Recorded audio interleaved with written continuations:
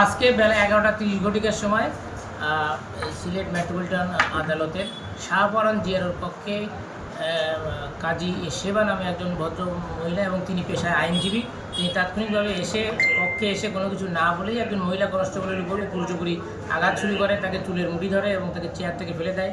পার্শ্ববর্তী তাকে আরও একজন নারী জিয়ারও তাকে প্রতিহত করার চেষ্টা করলে তাকেও ধাক্কা মেরে ফেলে দিয়ে তিনি দ্রুত রুম থেকে দৌড়ে পালিয়ে যান। তো এই বিষয়ে আমরা ঊর্ধ্বতন কর্তৃপক্ষকে অবহিত করেছি এবং এখানে আদালতের যারা বারের সভাপতি সেক্রেটারি সহ মহানগর দায়রা জজ মহোদয় এবং জেলা দায়রা জজ মহোদয়কে আমরা অবহিত করেছি। আমাদের দুজন আহত আছে, তাদেরকে প্রাথমিক চিকিৎসার জন্য ওসমানী মেডিকেল কলেজে প্রেরণ করা হয়। এরপর দেখলাম যে এখানে আইনজীবীদের সাথে এক ধরনের একটা উত্তপ্ত পরিস্থিতি তৈরি হয়েছিল, পুলিশও তো ঠেকানোর চেষ্টা করেছিল, আইনজীবীরা বেশ উত্তপ্ত ছিলেন। এই ঘটনাটা আসলে কি?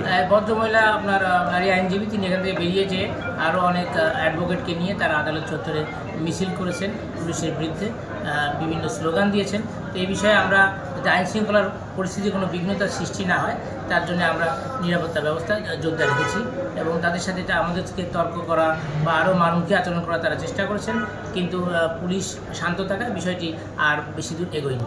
ঠিক আছে, এই বিষয়টা হচ্ছে এই ভদ্র নারী আইনজীবীর সাথে